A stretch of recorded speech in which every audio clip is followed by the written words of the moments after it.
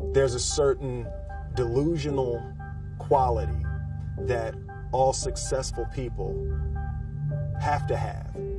You have to believe that something different than what has happened for the last 50 million years of history. You have to believe that something different can happen.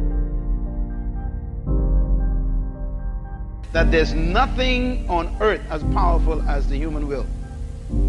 Nothing more powerful than that. Matter of fact, the human will is so powerful that God himself does not control it. I want you to remember that. There's one thing that God does not control on earth, and it's the human will. Why? Because the very nature of will implies self-control. God gave you the power of will.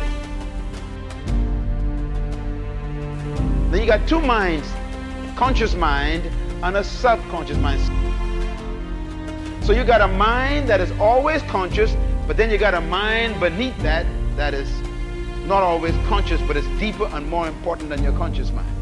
And your conscious mind feeds your subconscious mind information. And the more your conscious mind hears something, it feeds it to the subconscious mind. That is why repetition is dangerous. But the more your conscious mind hears something, it begins to deposit it, or can I use the technical term, it downloads it to your subconscious mind. There are two thinkings. There's a think and there's a heart think. Now the word heart here is a Hebrew word referring to the subconscious mind. Solomon says, you are whatever is in your subconscious mind. Whoever controls your heart controls your life. Whoever can get enough information into your subconscious mind will control you. Because as a man thinketh in his heart, that's the man. So if you want to control the man, all you've got to do is control his heart. And how do you control his heart? First, you work on the conscious mind first, and you keep repeating until the conscious mind deposits it in the heart. And now you're in trouble. That is why some of you are having problems with battles of things you're trying to change and you can't change them. Old habits that you were keeping for the last 20 years, and now you want to change, and it's tough to change. If you keep watching pornography, you keep reading dirty books, you keep listening to bad stories or dirty jokes, and if you keep listening, now the first time you see it, it doesn't bother you. But if you keep seeing it, it becomes downloaded. Now once something is downloaded on your hard drive, what happens? Even when you are not conscious of it, it is still running. And all you got to do is press the right button and you see all the pictures in color. The mind is defined as the heart. It determines the future and destiny of a man. Are a sum total of the choices you make every day, and whatever you decide to hear and see and listen to constantly will become your future. You become what you're continually hearing. You become what you're continually seeing. That's as simple as life is.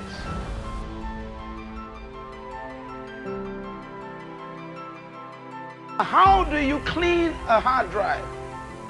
That's the issue, you computer buffs. How do you clean a hard drive of stuff that's been downloaded? Sometimes you got to buy a whole new computer. Or what you got to do is you've got to buy another program. The only way to be completely free from any kind of habit is to have a replacement of habits. You got to download new information. The first step, guys, is knowing it's a tough road. Knowing what you're about to go into is step one. Knowing it's an uphill battle, but a winnable one and one that's achievable.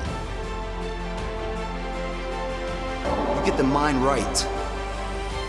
If you believe it, your body physically will find a way to make it happen.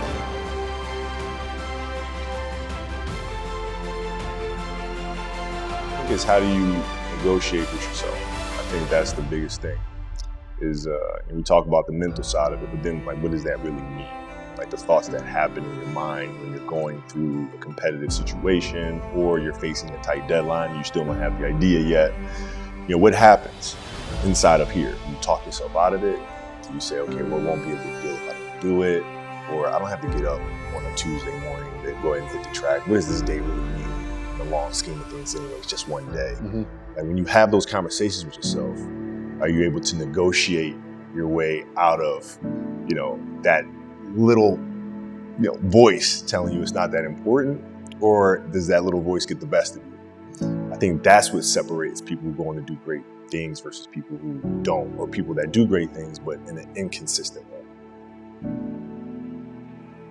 It's you do it by repetition, by just simply the act of working every day. Like you can't talk your children into working hard. And that's the one thing that drives me crazy. Is like, I have parents come up to me on the street, or when I'm at the sports academy, and they're saying, okay, how can I get my kid to work hard? What do I need to tell? Can you talk to my kid?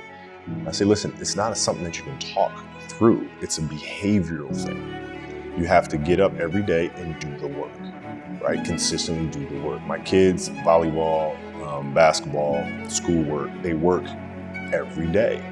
And that's how you instill it in them, where it becomes a behavioral thing.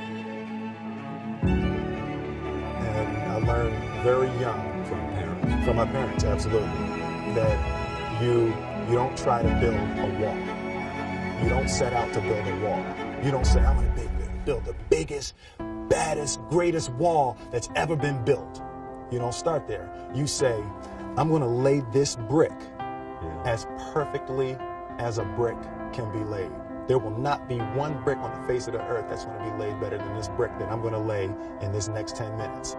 And you do that every single day. And soon you have a wall. And I think psychologically, the advantage that gives me over a lot of people that I have been in competition with in different situations is it's difficult to take the first step when you look how big the task is. The task is never huge to me. It's always one brick. Me too. But through that effort, builds the character of the person you want to be at the end. Accept that. How else do we stay on track? We document everything. To know where we are, guys, we must first know where we've been. And when we hit plateaus in our current day, the key to success to break that plateau is in our past. You take a picture of yourself on day one, you put it on the mirror. That's who I'll never be again. That's day one. Say goodbye to him. Record where you've been. Because when the struggle gets hard and you feel like you're not going anywhere, you go back to that day one, remeasure, go, it's working. How about them apples, man? I'm on set, I'm on path, I'm actually achieving something. It gives you confidence to continue the journey. Record everything, what you eat, your training habits, how you feel. We didn't grow up with the sense that where we were was where we were going to be. We grew up with the sense that where we were almost didn't matter because we were becoming something greater. And I always remember that my mother or father or grandmother would say, that's great, baby. You did a really good job with that. That's incredible. Congratulations.